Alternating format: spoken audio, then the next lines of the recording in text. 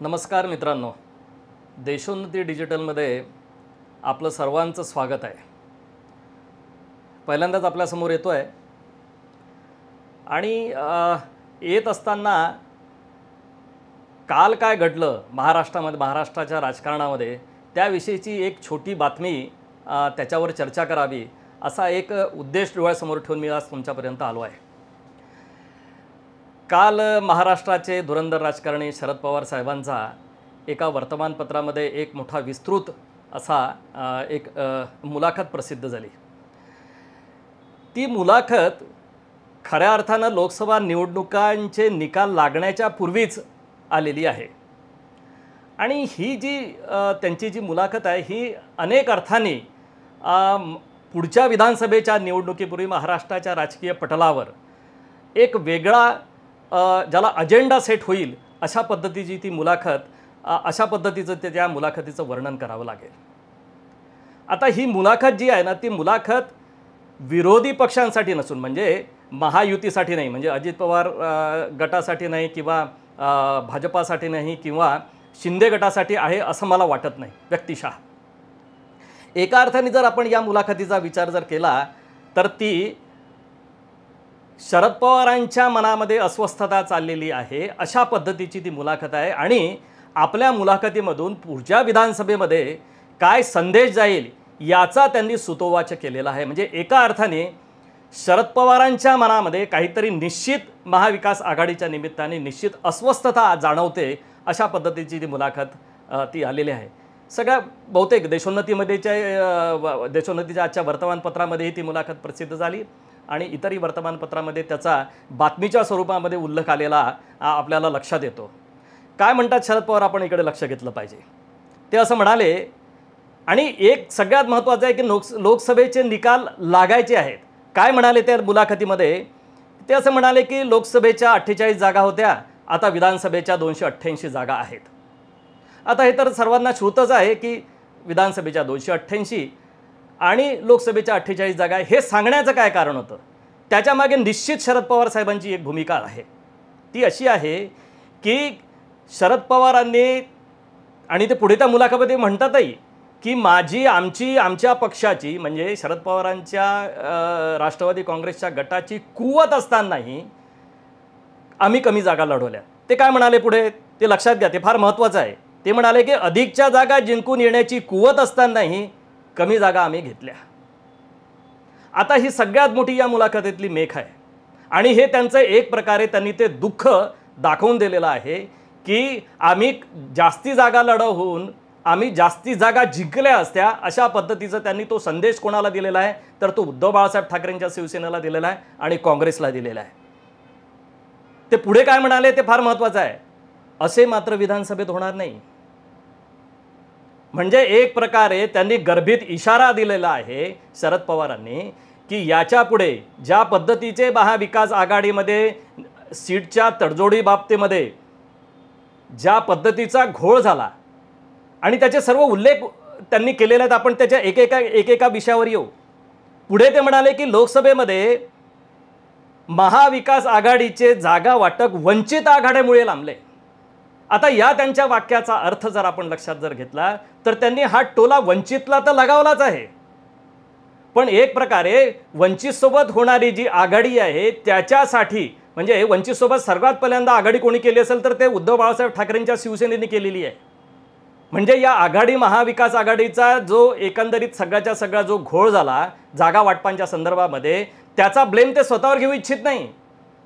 त्यांनी एक प्रकारे त्यांच्यावर दोषारोपण कोणावर केलं असेल तर ते उद्धव बाळासाहेब ठाकरेंच्या शिवसेनेवर केलेलं आहे आणि काँग्रेसवर केलेलं आहे।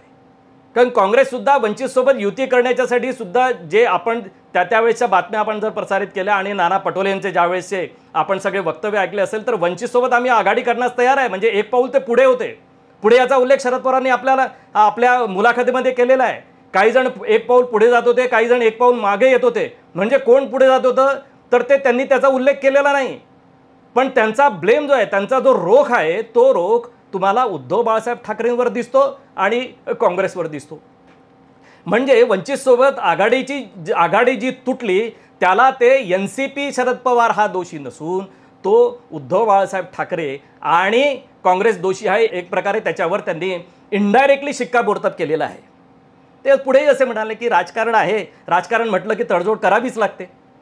आता हे खरं आहे की राजकारण म्हटलं की तडजोडी करावीच लागते, पण हे तडजोडी करत असताना आपल्या पदरामध्ये काय पडतं याचं सगळ्यात जास्ती लक्ष राजकारण्यांचं तिकडे असतं. आणि ते पुढे असं म्हणाले की अनेकदा हट्ट केल्याने नुकसानीला सामोरं जावं लागतं. आता मला सांगा की आत्ता ज्या लोकसभेच्या निवडणुका महाराष्ट्रामध्ये झाल्या, त्या महाराष्ट्राच्या लोकसभेच्या निवडणुकीमध्ये हट्ट करणारे पक्ष कोणते होते? आणि त्यावेळेसचा संपूर्ण आपण जर ज्यावेळेस महाविकास आघाडीच्या ज्यावेळी चर्चा सुरू होत्या जागा वाटपाच्या संदर्भामध्ये, हट्ट करणारे महाविकास आघाडीमध्ये 2च पक्ष होते. आणि त्यातून शरद पवारांनी हेही दाखवून दिलेलं आहे की तुम्ही किती राजकीयदृष्ट्या अपरिपक्व आहात. 2च पक्ष हट्ट करणारे होते, एक म्हणजे उद्धव बाळासाहेब ठाकरेंची शिवसेना आणि दुसरं म्हणजे काँग्रेस. काही म्हणजे जसं आता सांगलीच्या प्रकरणामध्ये एक प्रकारे त्यांची मैत्रीपूर्ण लढत झालेली असं दिसतं. आता म्हणजे हट्ट कोण करत होतं? हट्ट शिवसेना उद्धव बाळासाहेब ठाकरे करत होते आणि काँग्रेस करत होती. म्हणजे एक प्रकारे त्यांनी सांगितलं की याच्यामुळे नुकसान झालेलं आहे. म्हणजे जो महाराष्ट्रामध्ये जो प्रोपोगंडा केलेला जातो की महाविकास आघाडी जिंकून येणार आहे मोठ्या प्रमाणामध्ये, त्याच्यावर एक प्रकारे शरद पवारांनी आता छेद दिलेला आहे की तुमच्या हट्टामुळे नुकसान होणार आहे. म्हणजे लोकसभेच्या निवडणुकांचे निकाल 4 जूनला जर येत असले तर शरद पवारांनी एक प्रकारे संकेत देणं सुरू केलेलं आहे की महाराष्ट्रामध्ये महाविकास आघाडी जितक्या प्रमाणामध्ये सांगितलं जातं की ते निवडून येणाऱ्या त्यांच्या जागा असतील तितक्या प्रमाणात त्या निवडून येणार नाहीत. एक प्रकारे शरद पवारांनी याविषयीचा संकेत देण्याचं प्रकरण सुरू केलेलं आहे. पुढे त्यांनी महाराष्ट्राच्या विधानसभेमध्ये अजेंडा त्यांनी विधानसभेच्या निवडणुका कशा लढल्या जातील याविषयी त्यांनी एक प्रकारे या दोघांनाही संकेत दिला. ते असं म्हणाले की एकत्रितरित्या म्हणजे महाविकास आघाडीमध्ये जे असलेले सगळे पक्ष आहेत त्यांनी एकत्रितरित्या आम्हाला जायची महाराष्ट्राच्या विधानसभेच्या निवडणुका 288 जागा निवडणुका लढण्याची एकत्रित लढले पाहिजे असं माझं व्यक्तिगत मत आहे, असं शरद पवार साहेब म्हणाले.